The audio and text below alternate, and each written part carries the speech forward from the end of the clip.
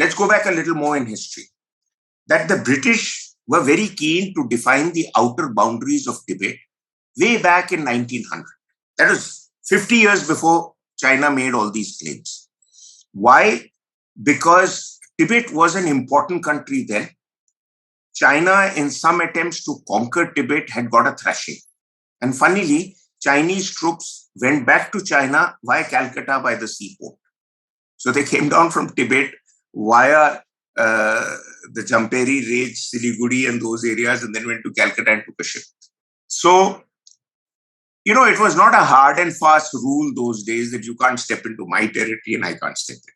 I mean, there were British expeditions that went into Tibet under Lieutenant Colonel Younghusband, and they went back to Delhi, and Delhi told London that Tibet is very important. It has a cultural thing. It has a resource importance to India, etc., etc.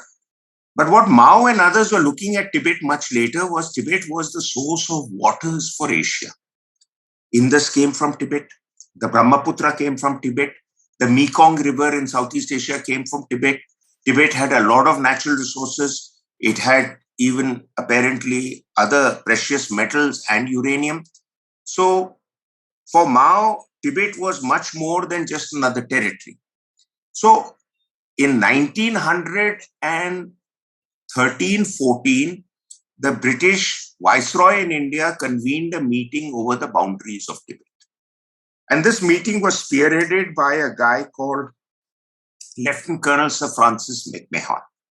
McMahon was a hardcore imperial subcontinental man, as somebody said, burnt in the furnace of South Asia or the subcontinent. He was a tough soldier, scholar, diplomat. He had earlier defined what is now a point of dispute between Pakistan and Afghanistan called the Durand Line. So he was asked to convene this conference. Now, he was quite optimistic he'd get something out of it.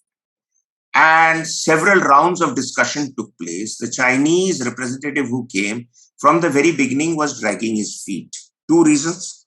One was that China had tried to capture Tibet around 1912 and had got a thrashing. And other than that, China claimed all of Tibet. The British were trying to work out an outer region of influence and an inner region. So the inner region, if you look, map please, if you look at the map and you see Tibet, the areas closer to Lhasa and the central part of the Tibetan plateau was to be part of the inner region. And the outer part of the Tibetan plateau, which went much closer to Shanghai, Beijing, and even towards Mongolia, was meant to be area of Chinese influence. Now, they were trying to settle a deal there, but the problem was the southern part of Tibet. That is the boundaries touching Ladakh, Nepal, Bhutan, Arunachal Pradesh and all. They needed to define that. Now, Nepal's boundary with Tibet was already defined. And so was Bhutan's boundary, though China and Bhutan still have disagreements over which part of territory should go to grazing land to China and which other way around. But it was this large chunk called in those days, the frontiers, later became Nifa, later became Arunachal Pradesh. That needed to be defined. So many meetings between Delhi and Shimla that took place because of changing weather finally led to no answers. And Sir Henry McMahon, in frustration, pulled out a map, whatever he could lay his hands on. And this was not a metric map. As soldiers would know, a metric map defines an area in much greater detail. But a quarter-inch map defines an area very narrowly. So, in a quarter-inch map, you'll find the entire city in one roundel, like you have seen Ladakh in one roundel.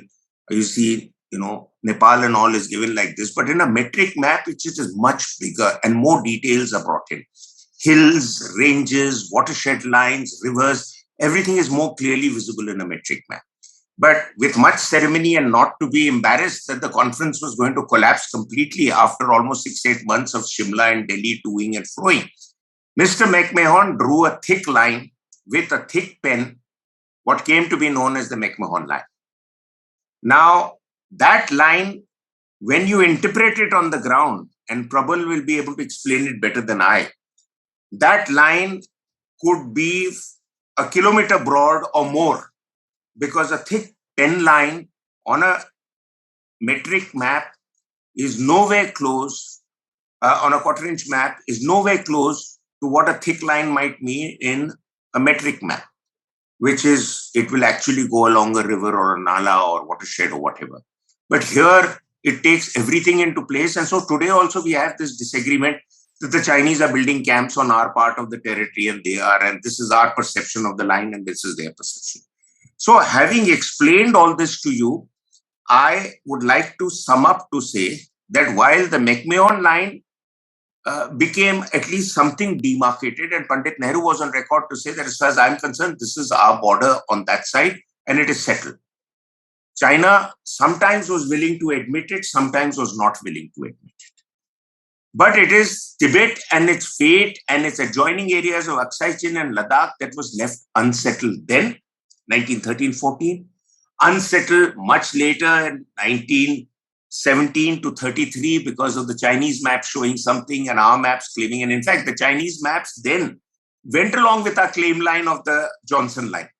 And much later, then the new Chinese regime comes and claims an area which is closer to our territory. And this is where the punching matches have recently taken place, somewhere close to that, along the Shiok River and all that what became. So these were the two defining positions. Then we slipped into this whole appeasement era of the Chinese, which Panditji adopted, that we are two new countries. So let us have a new friendly relationship. And one of the blunders that was made then was that the Panchsheel Treaty, which in itself was not a bad idea, but the Panchsheel Treaty in its title says Tibet region of China. So that means as a nation, you acknowledge that.